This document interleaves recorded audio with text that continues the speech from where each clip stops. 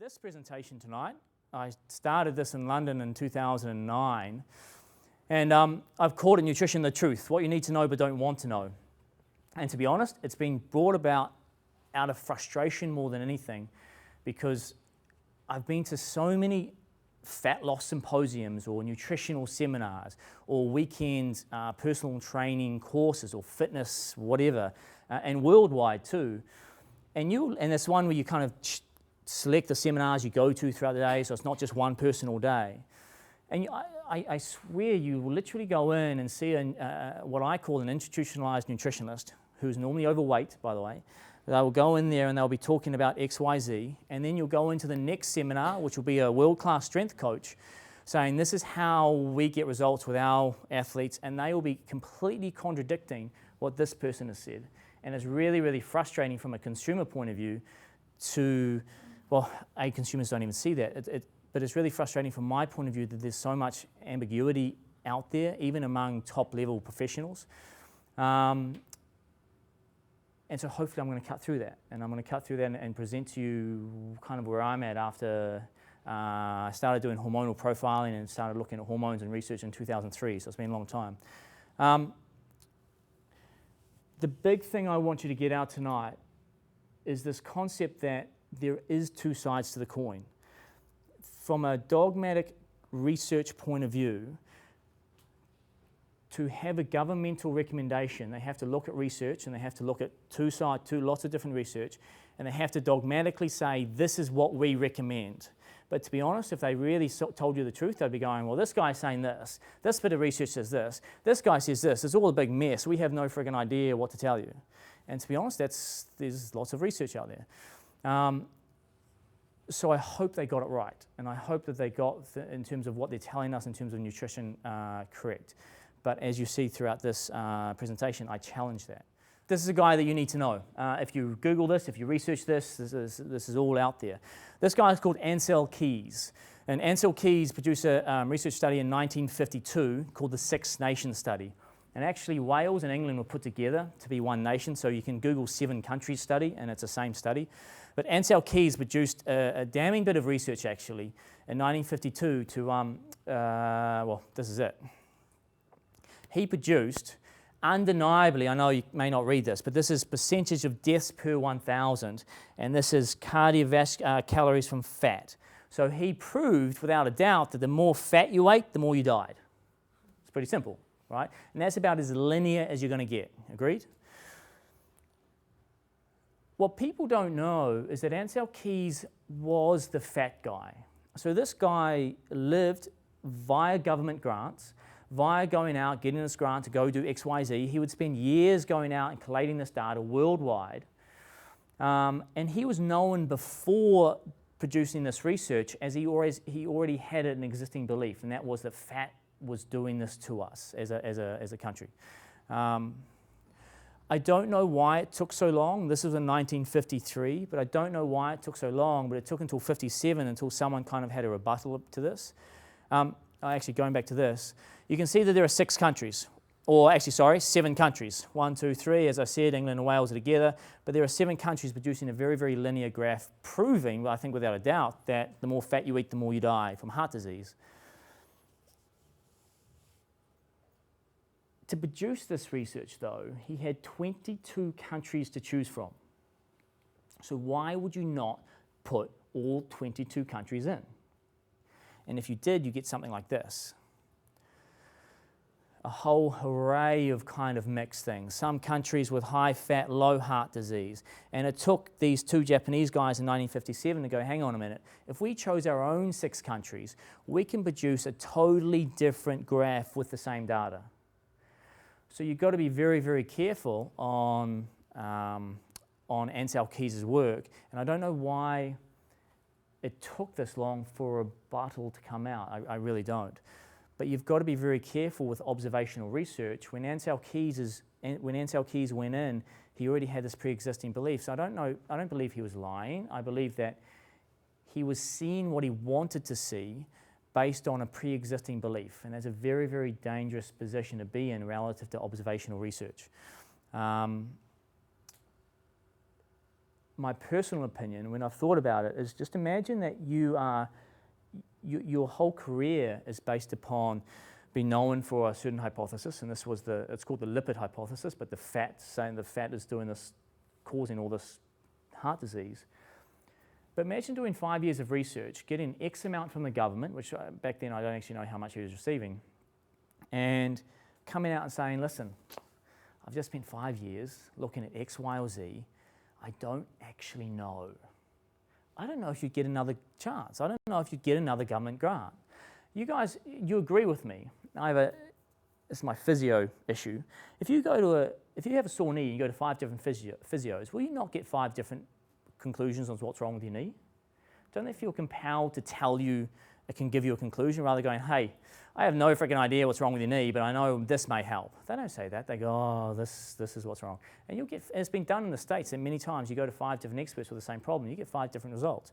And I think sometimes Ancel Keys was under pressure to come up with these dogmatic answers when really the research was pretty vague.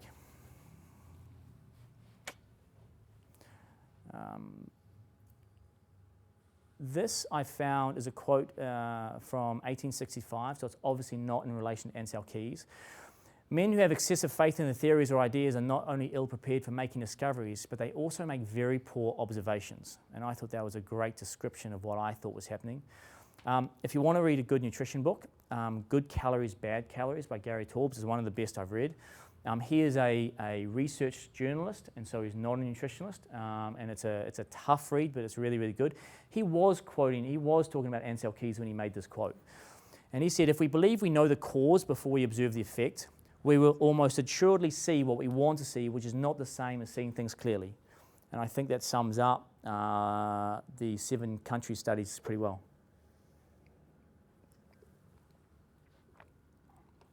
What people don't know is that at the same time Ancel Keys from 1930 was doing his research, another scientist called John Yudkin was producing just as valid research, saying, hang on a minute, if you look at sugar and look at the intake of sugar and rise in the food, XYZ, that actually correlates better with heart disease and XYZ. And it was in this book where I learned that, I think it was in 57, they had a nutritional camp, a seminar, whatever you'd call it. But they had all the American top nutritionists come, and they pretty much announced whose research they were going to use. Where were they going to go via making, and this was before, they'd never made strong nutritional guidelines to the American public. And when you do that, man, you've got to guarantee that you're right on whose research you're going to use. And so they made this declaration then that they were going to use Ancel Keys. And Gary Taubes describes in his book that there was outrage. There was outrage, and people got up. Nutritionists left the conference halfway through. It was disgusting, and et cetera, et cetera. But we don't see that. We just see that, as Food Pyramid says, we should eat 6 or 7 helpings of bread a day, right? But we don't understand that, geez, it was a sliding doors moment. It could have gone the other way if they'd chosen the other guy. And that's really, really frustrating, and I hope they got it right. It was Senator George McGovern who got given the job, and by the way, he was a senator, he was not a nutritionist. He was given the job to look at this research and decide on the very first public recommendations they were going to make to the public. This was in America. And this is what George McGovern came up with. And oddly enough, it became the McGovern Report. Based on Ancel Keys' research, not John Yudkin, he said you should reduce the consumption of fat in your diet. You should switch from saturated fat to vegetable fats. And by the way, before 1950, saturated fat was never separated from trans fats in research. It was lumped into one sum, and they are very, very 2 different things. You should reduce your cholesterol to 1 egg per day. You guys have seen that. That's still around. I do nutritional consults, and people still talk about eggs to me. I take a deep breath when I start that, but that's been dispelled, even though, to be fair, it was probably dispelled by the egg industry, who very quickly had to come up with their own research. But that almost destroyed the egg industry in one hit. And you should eat more carbohydrates, especially grains. Now, this is my own personal view. Senator George McGovern had 4 years in Senate. That's it. How long do you really think it would take to do research, to look at this as a massive subject, to come up with a really, really strong viewpoint, or at least research that would undeniably lead us to the right decision? I don't know, but you agree it'll be more than 4 years. And that's almost what's wrong with politics. All politicians are worried about what can they do in the 4 years they've got. There's no long term, let's do this and it'll take 20 years, and that's really the problem here. So he came up with that without necessarily looking at research. But that is Senator George McGovern basically saying that we do not have the research in before we make this recommendations. And to him, he's saying, I don't have the time to sort this out. I could play that clip over and over. I don't know if anything else needs to be said. The McGovern report, based on reducing fat content, eating more carbohydrates, reducing cholesterol to 1 egg per day, was based on very flimsy, based on Ansel Keys' research, or no research at all. And I think that's a very, very dangerous position to put yourself in if you're going to make recommendations. Now, this is my personal opinion.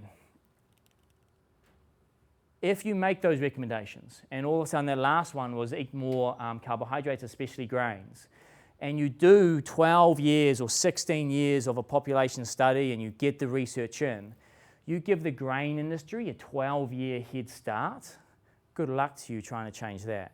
Based on, I'm not going to go down any conspiracy theories, but you're not going to change that. You're not going to change the food pyramid. There's too much money, it's a $200 million industry in the States alone. It's just not going to happen.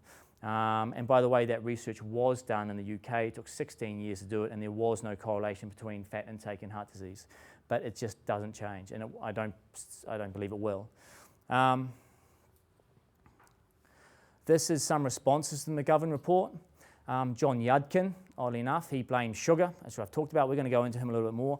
Peter Cleve was a UK nutritionist back in he was well known in the 70s, but he came up with, he did a lot of work with fibre, but he talked about it is ludicrous to blame modern diseases on ancient foods, talking about saturated fat and meat and all this sort of stuff. What right has the federal government to propose that the American people conduct a vast nutritional experiment with themselves as subjects on the strength of so little evidence?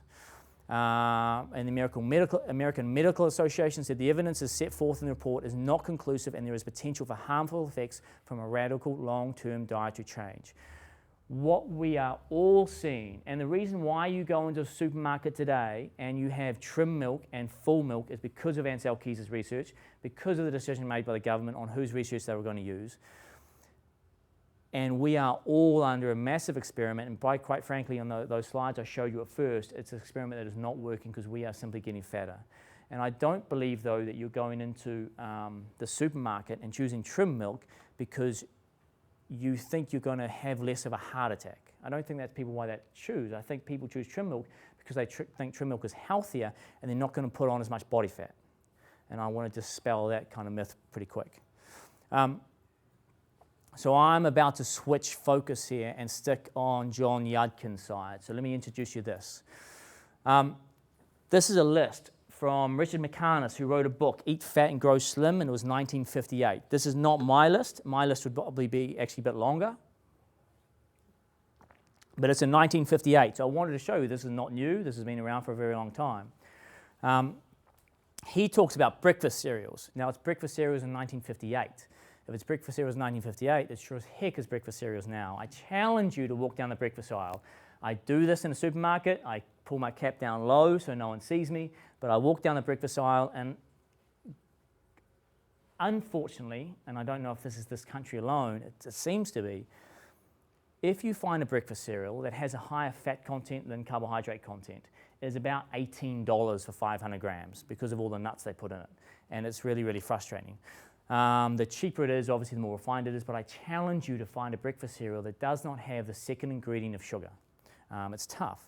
Bread, rolls, biscuits, crackers, macaroni products such as noodles, spaghetti, pastas, rice, jelly, jams, preserves, ice cream, cakes, pies, candy. Now this is an American list, so candy is chocolate. Now, sauces and gravies. Sauces is, to me, even tomato sauce has a second ingredient of sugar. Mustard even has a second ingredient of sugar. Cool. It's really interesting though, if you look at what is tomato sauce, they've now got light tomato sauce, and for the first time, light is low sugar. It's interesting to see that kind of switch. It's not very nice. I've gone back to the other one, but anyway. Now, what I really, really want you to take away from this list is that I don't care if it has a second ingredient of sugar, cool, because rice doesn't. What I care about is what is the effect of eating that food, what does it have on you? And does it break down to sugar very quickly? That's all I care about. It doesn't have to have sugar, a high sugar content to do that, and I'll explain this as we go. And he obviously talks about alcohol, sodas is an obvious one, and then straight sugar itself. Unfortunately, if this was my list, I would have potatoes on the list. Potatoes on the sugar index are probably 120% of what sugar is. So i.e., if you have sugar and you have a potato, you measure your glucose straight afterwards, potatoes win. And don't throw things at me right now, but I would put fruit on the list as well. I don't care if it's natural, I don't care if it's real or not. It's fructose is fruit, cool? So I would add fruit on there. But just hang on a minute, I have to justify this and I will get to it.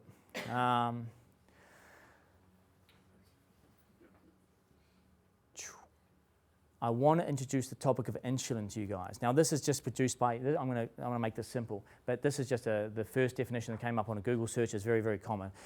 Insulin is a hormone, that's all we need to know, and it controls the amount of glucose in the blood. So when you have too much sugar in your bloodstream, it is insulin's job to get rid of it. That's what insulin does, cool? So when I say high insulin food, I'm talking about a food that you eat and a whole lot of sugar hits your bloodstream. So the alarm bells go off, insulin is released, and it's insulin's job is to get rid of the glucose from your bloodstream. Cool?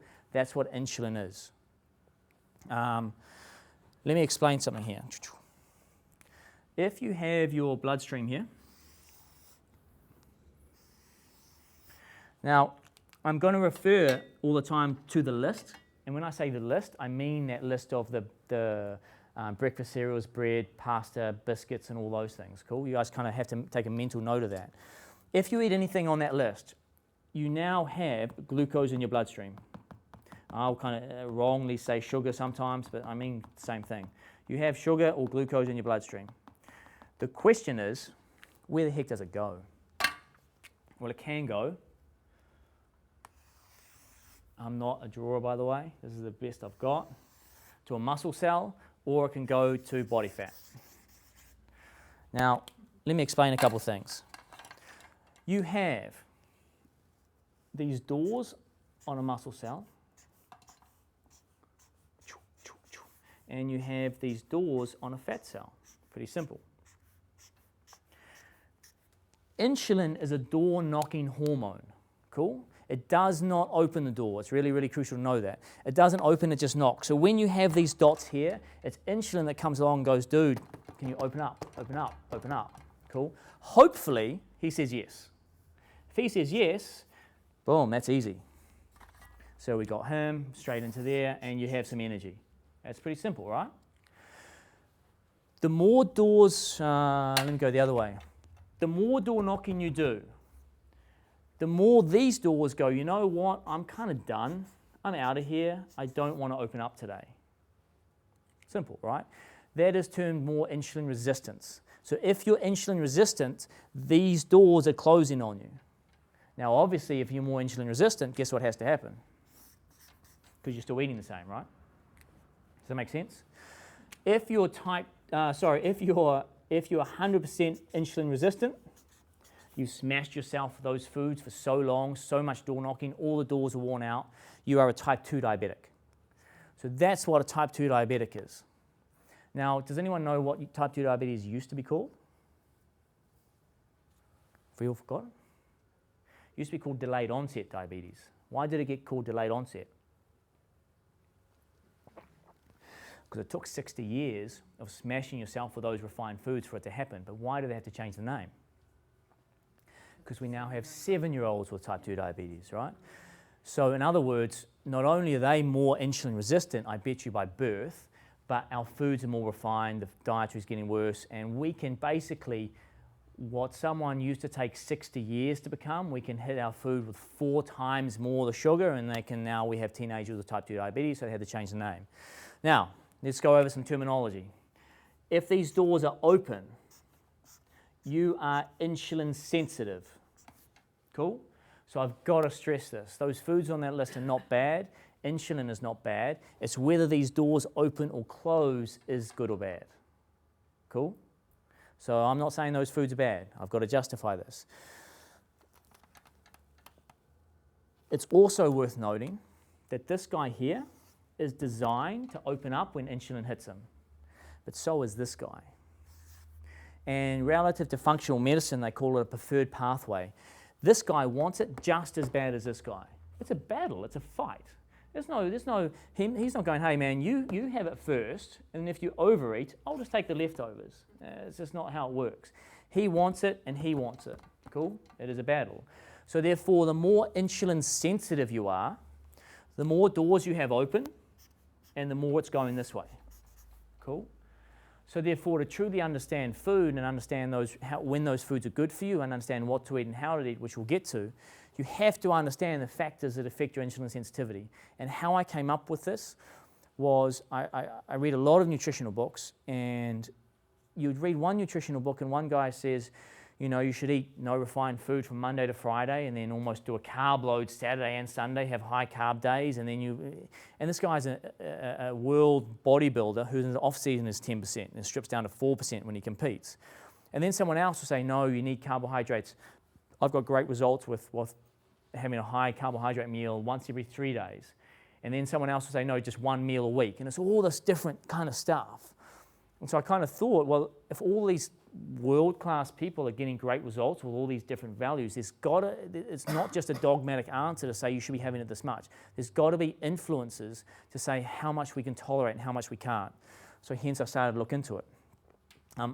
Fortunately or unfortunately, depends on who you are, this is the first one. The analogy that I like, or that I use, don't know if I like it or not, the analogy that I use for this is imagine you guys sitting at home on a Saturday night and you're all watching TV. Let's say Sunday night, because then I know it's X Factor, right? Is it X? Yeah, it is X Factor. You're watching X Factor. And no one laughed. You guys are hard, man. Thank you. And you're sitting there and someone comes and knocks on your door. Do you agree you would be quite receptive to that knock? You'd probably get up and answer the door. Is that fair? However, if I increase the frequency of his knock, so I'm assuming it's a male, but if you increase the frequency of his knock, so he's not coming back once a week or once a day or once an hour, but he's banging on your door, running around the house as fast as he can, bangs on the door, runs around the house as fast as he can, bangs on the door. Now, I don't know you well enough yet, but do you agree that somewhere along that continuum, you're going to go stuff it, pull the blinds, turn the TV up, for God's sake, go away, pretend I'm not home? Do you agree? And do you also agree that if we did that in a little camera in all your homes and did that experiment literally 60 different times, the point at which each one of you would stop answering the door would be different? Some people would be quite rude. It comes back for the second knock, the second week, and guess what? Boom, you've already closed up shop. Where other people, now we don't like these people because they eat what they want and they stay skinny, but it doesn't matter. But some people will always get up and answer the door. Cool? Some people just seem to be genetically insulin sensitive. Doesn't matter how much of those foods that they have, the doors stay pretty good, stay pretty open. Cool? And look at whenever I do a nutritional consult, I ask about parents and look at parents and the weight genes seem to go one or the other. If you have a parent that's overweight and a parent that's skinny, you don't seem to get a mix. You're one or the other, which is why you get siblings who one's quite skinny and one's quite overweight. I have a mentor who's a functional medicine practitioner. I showed him all my points, and this is the one that he came straight away and go, man, dude, you're missing water. Water is probably the biggest one that creates insulin sensitivity. So you may be screwed because you're genetically not gifted and you have doors that are closed. But guess what? You drink plenty of water. So see how you can earn a door back? And think of water as lubrication for these doors. If you get told to drink water all the time, but no one knows why. Water makes you more insulin sensitive. It makes the doors open. It will allow you to deal more with the sugar in your bloodstream. Cool? Or should I say shuffle the sugar that way rather than that way. Now, this is interesting. I ask in fact on our personal detail sheet when people join either facility, we always ask about sleep. And this is the reason why. I would say out of the many consults I've done in the last couple of years, and I try to meet everyone who joins, I would say 1 or 2, maybe only 1 out of 10 people say they sleep through the night anymore, and it is a skill that we've lost. Can I just say now that you never ever wake up to go to the toilet? Cool? Between 12 and 2 a.m. your liver detoxifies. You need certain things for that to happen. Between 2 and 5 a.m. your body physically repairs itself. You need amino acids to do that. So could you increase your protein in your diet and start to sleep better? Absolutely. Whatever is dysfunctional in that pattern, your body can't stay into a deep stage sleep, brings you to a light stage sleep, and then you register your bladder and you think you're waking up to go to the toilet. But you should not ever wake up during your sleep. But unfortunately, as a society, it's a skill that we've lost. If you don't sleep through the night, you have more doors crossed. Simple. On the login area on our website, there's an article by Sonia Peterson, who's an MD in California, and she quotes that research, I haven't seen the research, but in her article she quotes that research says that if you have 1 week of insufficient sleep, that's been less than 8 hours, or you're waking up through the night, you are 30% more insulin resistant. So that sucks. Now, no one thinks about that. No one thinks, oh, I'm not sleeping well, I'm having a bad week, I'm working late, so I'm going to eat less carbohydrates. No one ever correlates those things. And you see how this is becoming, I'm painting a relative picture on how many, the carbohydrates are not good or bad. It's a different level for every individual depending on you as an individual. So sleep is hugely important. And there's something that I've absolutely seen a correlation between those who do not sleep well and those who cannot lose weight. And it's something that we look to fix pretty early on to get results. This is an obvious one. Well, maybe not obvious, but exercise. Exercise uses the muscular system. If you want to cheat and have some chocolate, have it after exercise, man, because guess what? It may be shuffled there and you benefit from it. So if you exercise, I may give you a couple doors back. This is designed to get pretty messy. It will in a minute. Now, anyone who's trained either here or at our personal training studio knows my definition of exercise is slightly different to most trainers. We do it seriously, we do it properly. Rather than chat to you, I don't chat to you about your weekend, I make sure you are timed. If you're on a fat loss protocol, you probably don't have more than 45 seconds rest. It's taken kind of more seriously than the ethos of most trainers seems to be, hey, let's chat about your weekend, and it's more about my social skills rather than training. I'm not good on social skills, so I rely heavily on my fact that I can get results. That was a joke, you're supposed to no one's given it to me. Maybe I'm too serious when I joke. Maybe I am. But exercise is really, really important. And walking the dog is not exercise. Playing golf is not exercise, because once you can do it and once you get to that level, there's no idea of progressive overload. If you squat 60 kgs last week, I want to make sure you can squat 6250 this week or 65. I want to be able to create an environment where we can measure and progressively overload. If you've done nothing for years, then walking the dog is great, but it'll soon plateau off, if that makes sense. Now, this is when normally someone says it depends on what sort of dog you have. Maybe, but it's not exercise. It's great that you do it. Now, this is where it gets interesting. Body composition. Body composition means how much muscle you have, how much body fat you have. If you increase your body fat,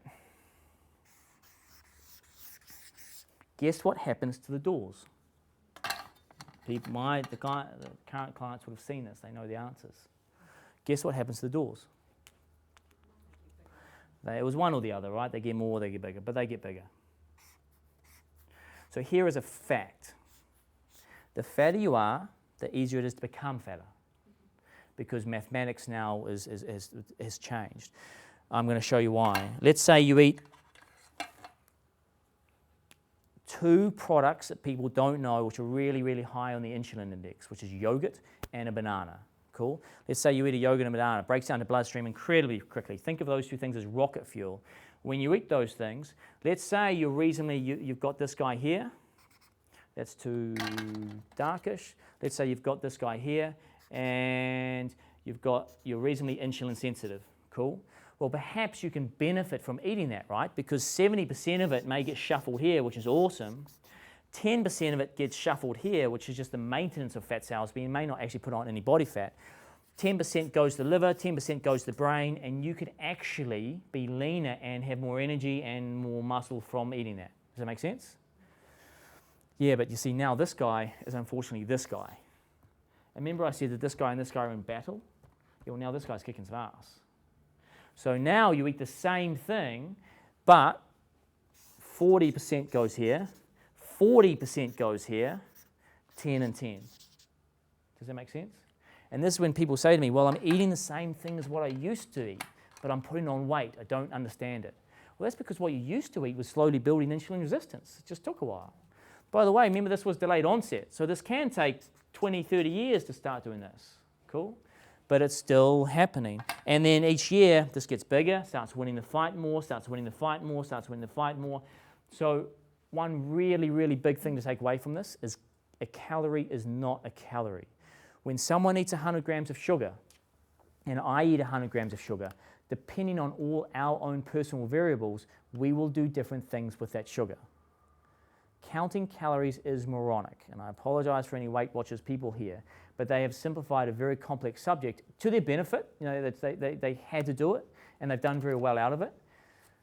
But to think you're going to save up, not eat chicken and save up this so you can have a brownie and it's the same thing is it's crazy. But you can look at someone who, let's take me for example, who's 75 kgs. Actually, genetically, I've got one of the worst genetic heart disease families in the world, so I'm screwed there, but I drink plenty of water. I sleep pretty well, although I have 2 kids. I exercise a lot. My body composition, I've always been as lean as I am. I've got these things in my favor. So when I have some sugar, I actually may benefit from it, whereas someone else may not. And so you can't sit there at a desk and the person next to you who's the same weight as you is eating some chocolate and you go, oh, I'm going to eat it too, oh, you get away with it. How well do they sleep compared to you? You have to take this into account. Now, this is really interesting. Previous weight. One thing that trainers often miss, and if they miss, it's quite a big thing, is your previous weight. John Yudkin, who you now know, did experiments on rats. And what he did with those rats is he fed them a high carbohydrate diet, and they took 6 weeks to become obese. I don't actually know how he did again, but he gave them the pinwheel back or did whatever, but he got them lean again. Cool? The point about the study is he fed the same rats the same high carbohydrate diet a second time. What took them 6 weeks the first time took them a matter of days the second time to become obese again. Now, we see that in humans all the time, right? We see the fact that they can not eat things on that list, which is, remember that list I showed you? And guess what? They now have reduced body fat. Here's the kicker. Guess what happens to the doors? Remember what happened to the rats? They stay big. So it is hugely significant if you have a 70 kg female sitting doing a consult and she wants to be 60 kgs, but she used to be 90, and someone else comes in and says, I used to be 60, I've crept up to 70, I want to get back to 60. There's 2 totally different things going on there. And they both can't be 70 and sit at a desk and eat the same nutritional plan, because it just doesn't work like that. So where someone's come from is huge. And what they have to appreciate more than anything is when someone is, I'm going to make these numbers up, but let's say 90, and this is 80, and they finally reach their goal of 70 kgs, they have to appreciate that they are still proteins and sugar like a 90 kg person. Cool? The 2 reasons why I think people put on weight again, and it's so common that people struggle, they lose weight and then put it on again, is physiologically they have these doors that are the same size, and they don't appreciate that. Psychologically, they get to 70 kgs, and guess what? They go, oh, I can now relax. Holy crap, if you're ever going to fight hard to keep your nutritional status, it's when you reach 70. Now, I'm going to give you the next one, though, which kind of ties into this. And this does seem to be time at current weight. So the longer you spend at 70 and fight hard, the more you can play. So in other words, if you drop from 90 down to 70 and you ate strict and stayed there for a year, You could maybe go away to Sydney, have a weekend bender, drink some alcohol, come back and maybe 71 kgs. But if you reach 70 and then go for the first time away, you come back and you're probably 75 kgs. That's all. So it's the longer you spend there, this seems to be the better. And you've also got to appreciate you've got two people who are 70 kgs, one person who used to be 90, but one person who's always been 70 kgs sitting in the same office. The person who's always been 70 is this. So you just can't eat the same. And they're going, oh, go on, have this. And unfortunately, and you know the hardest thing is when you're dealing with partners, and one partner's insulin resistant, the other partner's insulin sensitive, and the female says, oh, my husband's skinny as a rake, and they're influenced to eat what they eat. And you just can't do that. That comes down to psychological counselling, I don't know, but it's like a bit of personal control. And they often say, oh, yeah, but I have kids. And well, I have kids too, but it doesn't mean you have to eat what they eat. But anyway, don't get me started on that. This is fat. This is not fat on us, but fat in food. The higher the fat content of food, the lower the insulin index. So let me explain that. The higher the fat content of food, the slower these doors appear. These dots appear. The higher the fat content, the slower it takes, the longer it takes for the sugar to hit your bloodstream.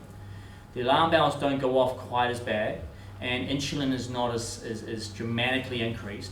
So in other words, we slow down the frequency of that knock. Fat is good. Low-fat foods are often ramped up in carbohydrates and sugars. And if you honestly think you're going to open up a deep freezer at a supermarket and see a cheesecake that's 99% fat-free, and you're going to eat that and not put on body fat, it's just crazy. Cool? So I do not promote low-fat products, and they will not. No correlation between low fat and heart disease, but it's going to make you fatter by having those low fat options. To give you some practical example, if I'm having, I always say hot chocolate, but I can't remember the last time I had a hot chocolate, not just by convenience, but if I was having hot chocolate and they say, do you want cream on it? Absolutely I want cream on it. I want to slow that sucker down. I don't count calories. Cool?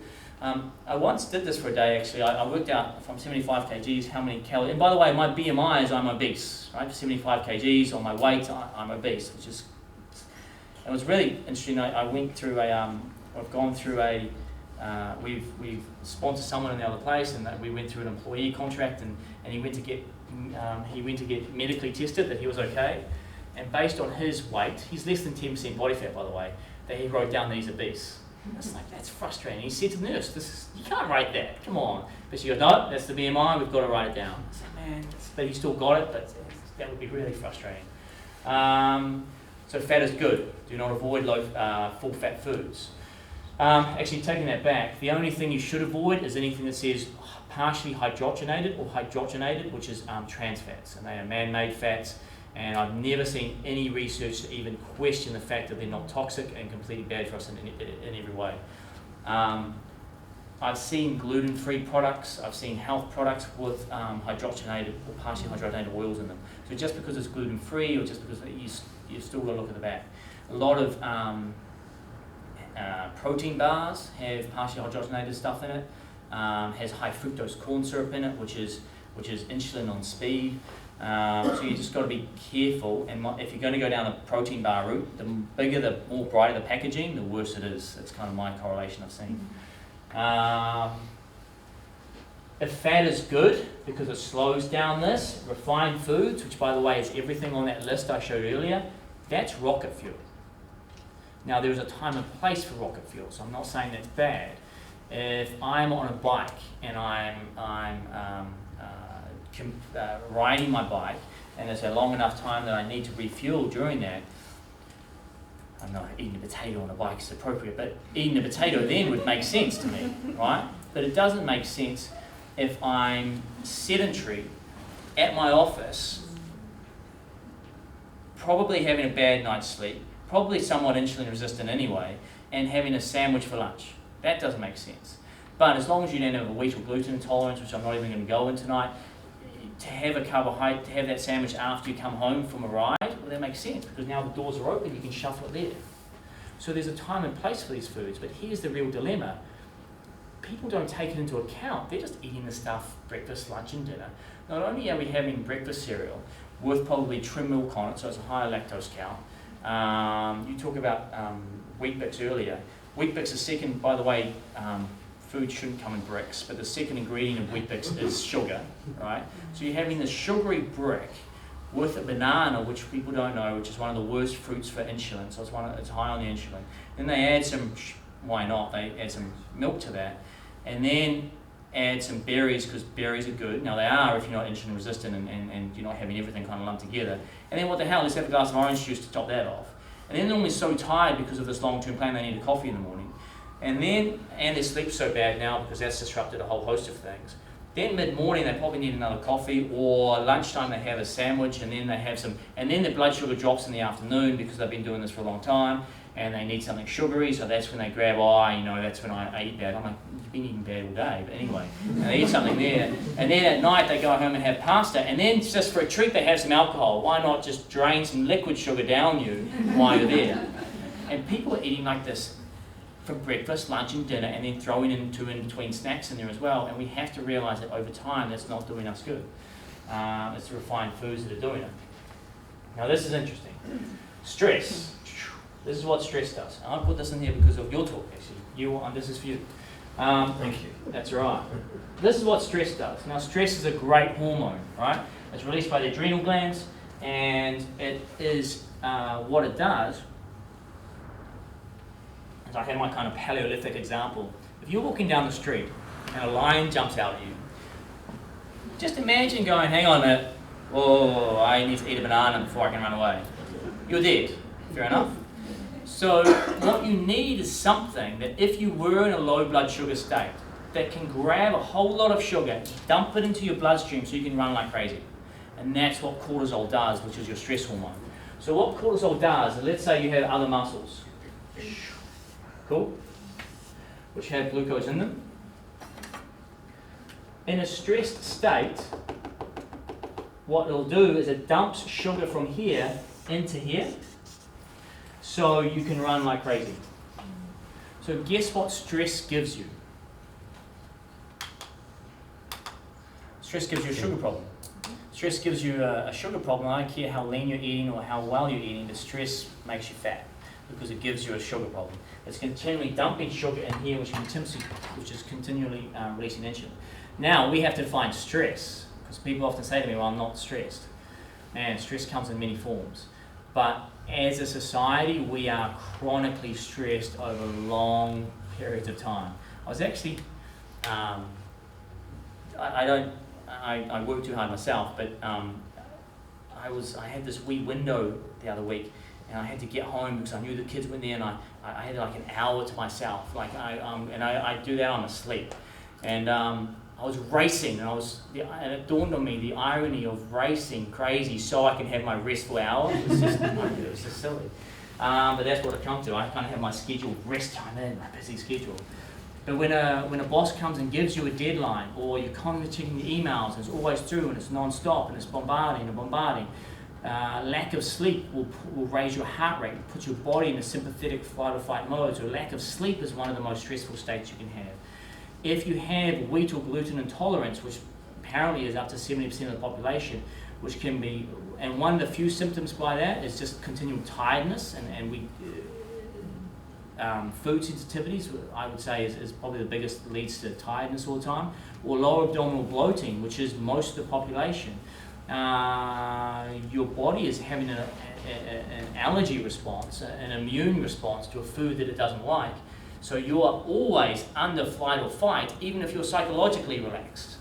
And so that's the problem here, is we are making ourselves fatter by applying stress to our lives and not having the ability to relax, but not only relax psychologically, but to relax physiologically by eating clean foods and just giving the pancreas a rest, which is the pancreas releases insulin, and just giving the adrenals a rest by not drinking so much coffee and just calming things down a bit. So, this all comes down to my crescendo of a point. I think that's a word. It all comes down to frequency of door knock. So whenever you eat those foods, you're knocking on the door. I'm not saying they're bad. I'm saying that every single one of us will have a different ratio of how many refined carbohydrates we can tolerate. And I actually don't agree with paleo, because with paleo thought processes, you don't eat refined carbohydrates bad. And I do so many so many body fat testing on people that I've seen it continually and on myself, that when you get the ratio right, you have more energy, you're leaner, but it's not about zero, but it's not about every single meal, every single time. I would say when I decide to lean up a little bit, I know my umbilical fold is kind of, I know this will sound kind of anal, but I'm somewhat anal. When my stomach is around 5.8, that's high. And I've struggled to, when I eat clean, it can go to 5.4, and I can kind of get it close to 5 mils. And then what I've done recently is carb loaded. So for the first time, I have on Mondays, I don't touch any of those foods on that list. On Tuesdays, I don't have wheat or gluten, but Tuesdays I have one meal, that's rice. Then on Wednesdays, I have 2 meals, so lunch and dinner. That's the most carbohydrates I've ever had in my life. Then Thursdays, again, is nothing. And then Fridays is low, Saturday, and I did that so Saturdays I can have off, and it's a high, probably wine on Saturday night or whatever, and my stomach dropped to 4.6 straight away, so it's leaner than it's ever been. So I'm starting to, and I will continue to play with different amounts, and I'll continually do different things, and always measure and see what's going on. So I, for a second, don't agree that zero is the answer. But we have to appreciate that that is what leads to body fat, that is what leads to insulin resistance. It's this continual door knocking on all these refined foods all the time. And you just have to figure out what's right for you. But whenever you eat anything on that list, it should be with an educated thought process, not just eating it for the sake of eating it. Cool? But here's the thing, and this is why people after this presentation often come up to me and go, oh, so can I eat fruit? Is fruit good or bad? If most of the time you're eating meat and nuts and vegetables, and you're as active as he would be on a daily basis, but we're not, we're sedentary behind a desk, I think honey and or fruit would be one of the best things you could possibly give yourself. But we don't have to do that to have sugar. We walk into a shop and hand over $2 and eat a Mars bar. Imagine if you had to climb a tree to get a Mars bar like that. It wouldn't be happening, right? So that's the point. I'm not saying that food is bad. I'm just saying that we are having it for breakfast, lunch, and dinner, and you have to appreciate that not only, even if we broke down the foods that had a high sugar content, but even I think rice is still a high sugar content because it breaks down the blood glucose quickly. So you have to understand that as well. So I'm not saying it's bad at all. I'm saying you could hugely benefit if you ate pretty clean, and my definition of clean is nothing on that list, from Monday to Friday, and then Friday night you had some honey or some dark chocolate or some wine or whatever it is you want. You have to work out your frequency, right? And he's probably, I don't know how much he would have that. Maybe once a fortnight they would come across honey like that. I don't know. But it's not breakfast, lunch, and dinner. And maybe for the next day anyway. For many people, higher than desirable levels of the hormone insulin mean the fat cannot be burned or released to any significant degree. It's really, really worth noting that as long as sugar is in your bloodstream, and as long as insulin is released, insulin is not, the responsibility of insulin is not to normalize this, it's to get rid of it. So as long as insulin has been released, arrows are going this way, not this way. You cannot burn body fat if you have insulin. And do you know how they determine a type 2 diabetic? Anyone know? What do they ask you to do to test for type 2 diabetes? Fast. Fast. Why would they ask you to fast? To drop the sugar in the blood. That's what should happen, right? Yeah. Imagine if you don't eat anything for 12 hours and you've still got the arrows going this way. You've still got insulin in your bloodstream even if you don't eat anything. Good luck. You can't burn any body fat, you're done. That's why they ask you to fast, because they want to look at the glucose levels after you haven't eaten anything for a while. And the higher they are, the worse things are. Sugar consumption rose from 15 pounds per person in the 1830s to 100 pounds per person in the 1920s and 150 pounds by the end of the century. To be honest, you can Google that. I've seen that quote many different times. It always has different values and stuff. But the whole theme of every quote I've ever seen is it's rising steadily all the time. This is an interesting slide. This is from a company called Metabolic Nutrition, I think. And this really shows you that the sugar content of refined grains is very high.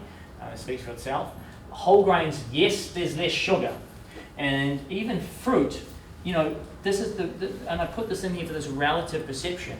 If you kept your fruit intake but took out refined grains, you're doing well. Now, it depends on how strict you want to be and how much exercise you do and all those things that make you insulin sensitive. It depends on where you sit on this. But if you have most of your content from vegetables, you're having most of it from fiber, which is fantastic. And I think you can get away with fruit quite a bit. Cool. But refined grains are the worst by a long way, and I don't think whole grains are a lot better. Let me really cover this point, because I've been really hopefully painting a pretty positive cause for reducing refined, at least if not whole grains out of your diet. But then people say to me, yeah, but protein's bad for the kidneys. Right? Yeah, you can't eat too much protein. That's one of those kind of myths that's out there. It's really frustrating. This is one of 2 research papers that I've ever read that quotes that. Louis Neuber in the 1920s claimed that inducing a diet high on protein would elicit chronic kidney problems. His research was done on animals that don't eat meat. That is the most ridiculous thing I've ever heard in my life. So I will give it to you. If you are designed not to have meat and you give yourself high meat, you may have problems. I'll give that one to you. The other research paper that I've only ever read about was, and Johnny Bowden, who's a nutritionist in the States, talked about it in his book. He said there was involving 8 men, which is not enough for clinical research anyway, and it was 8 men with renal failure. So they already had kidney problems via, I don't know whether it was alcohol or hereditary, I don't know. But they did not do well on a high protein diet. So, so maybe there is a time and a place. However, I've really got to stress this. I do not promote low carbohydrates. I promote low refined carbohydrates that turn into sugar. You saw the vegetable component that had more fiber than sugar. If you have some red meat on your plate and the other half of that plate is vegetables, that's 50% carbohydrates you're having. Cool? So you've got to, people believe these and go, oh, we promote low carbohydrates. I don't. But as long as those carbohydrates come from vegetables and not wheat bix, that's a much better approach. So let me put some stuff together for you guys so hopefully you can understand some stuff. I knew I wasn't going to lead into this properly, but welcome to, I think, one of the biggest scams that's around. Imagine having 6 to 11 servings of bread and noodles a day. Good luck to you. My wife, who is a registered nurse, often deals with kids who have type 2 diabetes at a very young age. We're dealing with 7, 8-year-olds who are 80 kgs plus, by the way. And and they are being told to increase this because the nutritionist there is being, this is what she follows, and it's incredibly frustrating. Then fruit and veggies and kind of, that's easy, right? This is what I promote. I think on the bottom, and this is from Johnny Bowden, he's American, so Americans, he put joy on the bottom. For us pragmatic Kiwis, we don't need that, come on. But you can now understand stress reduction, right? That makes you more insulin sensitive. That's good. Exercise, water, all about insulin. But good quality fats, we'll talk about what they are. Vegetables and good protein, good solid protein is what you basically should be having most of the time. Yes, nuts and then fruit is kind of here. I'm a big supporter of nutritional supplementation because quite frankly we do not live in the world we lived in 50 years ago, and population, the fact that we have to detoxify millions more toxins on a yearly basis is horrendous. And people say to me, oh yeah, but if you eat a varied diet. No one eats a varied diet. Come on, show me the one person who does. In fact, I probably know one person in Wellington does, but no one does. So, do you know they have to change the products in the supermarket? You know how it's really frustrating when they've changed things on you? Do you know why they do that? It's because we get into the routine of walking in and going bang, bang, bang, and we don't look. As soon as they change where the products are, the volume of what they sell goes up because we have to look for new things and we see new things. And then that, but as I said, it's different for everyone, and it should be. And the most I've ever read is once every 3 days. So how often you have that is up to you. And then alcohol. Red wine is the best option by far. But I've got to say, since being back in New Zealand, we now have the option of these green bins that get put out on a fortnightly basis. So we get to see how much we drink, right? My God, those things are full of wine bottles. And it's only 2 weeks, and our neighbours are literally putting out a bin that's, and in our old, the house we used to live at, we had neighbours, and I knew they had young children, so it was only a husband and a wife, maybe they had guests, but that bin would be pretty full fortnightly. And it's just horrendous how much alcohol we drink. As I said before, I do not promote low carbohydrates because 50% eat as much vegetables as we can, protein and good quality fats. What are good quality fats? We're going to talk about it. We're almost finished. Stay with me, we're on the home stretch. I believe you should start today with protein. So whether it's eggs and salmon, whether it's ham off the bone, that's an easy one because I put that in there because to go to the deli sometimes and just get some easy options, I try to give people easy options. However, quite often there are ascorbic acid or antioxidants in that sort of meat. And so yes, I'm not necessarily living in a perfect world all the time. I deal with the best of options I've got. If I could go organic all the time, in this country it's pretty hard to, I would. I would never have rice on it, but I love the picture. Yes, I have red meat in the morning. And I will guarantee you that your digestive system does not break down meat differently because it's 7 a.m. in the morning or 7 p.m. And there's heavy research to show that the protein you have before 12 o'clock midday is what's used for detoxification. That night, remember, you need between 12 and 2 is when your liver detoxifies. You start increasing protein from breakfast. Could you sleep better? If you wake up between 12 and 2, I would suggest doing it. But I have no problem with having red meat in the morning. In fact, that's when I would have it if I was going to have it. Obviously increasing greens. And if you want to go gold standard, go get some meat. Get a scoop of almond butter, which is good quality fats. Rub it on that, get some spinach, roll that up and bang, you're away having a nice wrap in the morning. And I will beat you with time every time. You can't go, oh, it takes too long. Come on, you can go to the fridge and pour some Wheat Bix out, and then get some milk and chop up a banana. I'm going to beat you, so you can't use the whole time factor on me. This is an obvious one, right? There is absolutely a common denominator between those who do weight loss and those who do well and those who have reduced alcohol. But oddly enough, the other one is this. People who think fruit juice is healthy for you, can I just say, by no means is it in whatsoever. Maybe you just jumped off a bike or just jumped and you want a carb load, but it's just not healthy. You are not designed to have 15 oranges in one hit. And obviously straight sugar is an easy one. But hopefully you kind of look at this a little differently now. And hopefully, I'm not saying it's bad. If you're insulin sensitive, and it's probably the only one you have every now and then, you may benefit from it.